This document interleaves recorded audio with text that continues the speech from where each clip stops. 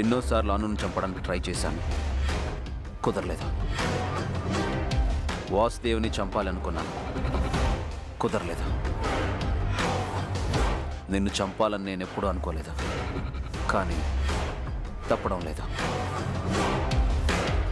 నువ్వు చస్తే నువ్వు ప్రాణంగా ప్రేమించే నీ భర్త వాసుదేవుకి మెంటలెక్కుతుంది.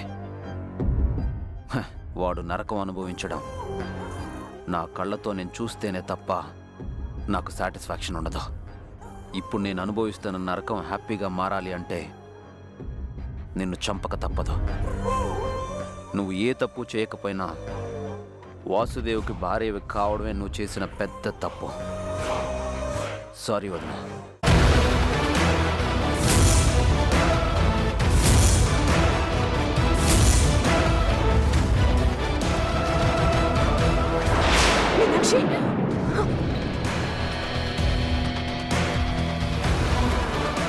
అమ్మా,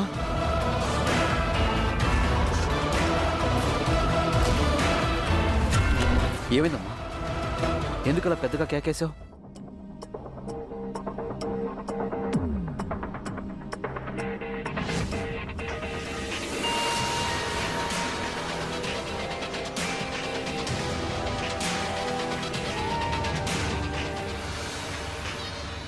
వాసుదేవ్ ఏంటి ఈ టైంలో ఫోన్ చేశాడు? ఫోన్ చేసింది ఎవరమ్మా?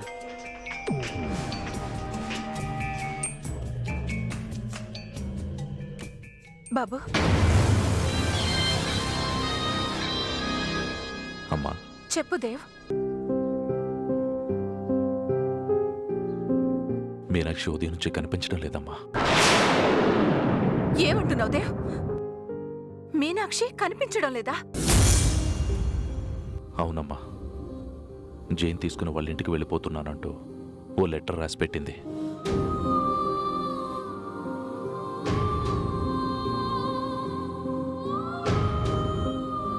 అక్కడికి వెళ్ళి చూస్తే అక్కడ కూడా మీనాక్షి లేదు. లేదా? ఎక్కడికి వెళ్ళి ఉంటుంది?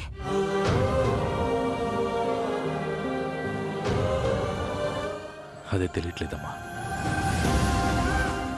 మేమిద్దరం కలిసిన విషయం అనుకు తెలిసి మీనాక్షి నిలదీయటం, అను నాకు రెండో పెళ్లి చెయ్యాలనుకోవడం, వీటన్నిటికీ మీనాక్షి చాలా డిస్టర్బ్ అయింది. అందుకు వెళ్ళిపోయిందమ్మా. వాళ్ళ ఇంట్లో లేదంటే మరి ఎక్కడుందో ఎక్కడికి వెళ్ళిందో తెలుసుకునే ప్రయత్నం చేయలేదా నువ్వు? వాళ్ళ ఇంట్లో కూడా లేదన్న విషయం నాకు ఇప్పుడే తెలిసిందమ్మా.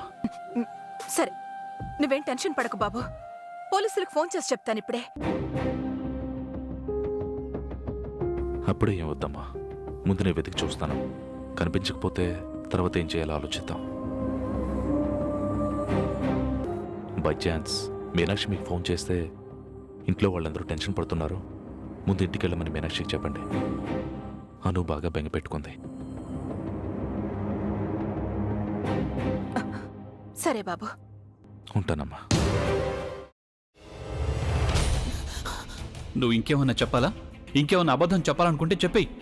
నేను చూడాలనుకుంటున్నాను నన్ను మోసం చేయడానికి నువ్వు ఎంత నీచానికి దిగజారగలవు అని. ఎందుకు ఆలియా, ఎందుకు నువ్వు ఇలా చేసావు? నీకు తెలుసు కదా నానమ్మ తర్వాత నీ ఒక్కదానిని కదా నేను పూర్తిగా నమ్మేది. ఏమన్నావు నువ్వు? ఈ మధ్య అన్నిటినీ మర్చిపోతున్నావా? అది చాలు. వాటిలో ఉన్న శక్తి విషయాన్ని గ్రహించి మనకు వివరిస్తాయి.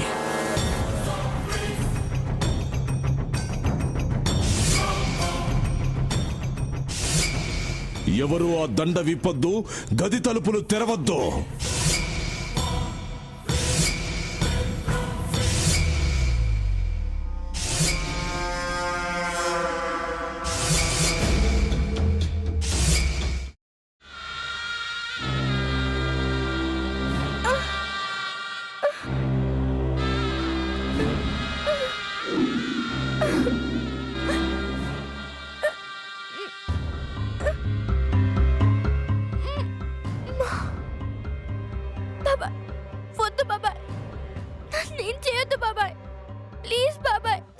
నీకు నిజం తెలిసినప్పుడే నా ఆలోచనలో నువ్వు చచ్చిపోయావు. అబ్బా ప్లీజ్ కొంచెం తినండి ప్లీజ్. భీమారావు గారు మీరా? ఇగో మీరా కాదు సక్కుబాయ్. అవును, మీ పనామే లేచిపోయిందని చెప్పి కంప్లైంట్ ఇచ్చినావు కదా. రేయ్, ఆయన కంప్లైంట్ ఇచ్చింది లేచిపోయిందని కాదు, కనిపించడం లేదు అని. అచ్చా, అట్లానా? సరే మేడం. ఇడియట్. ఆ వంట మనిషి పేరేంటన్నారు? రత్తాలు మేడం. ఏం పెద్ద మంచి, నీ వంట మంచిని కూడా మేడం అని పిలుస్తావా? రేయ్ హాఫ్ బ్రెయిన్,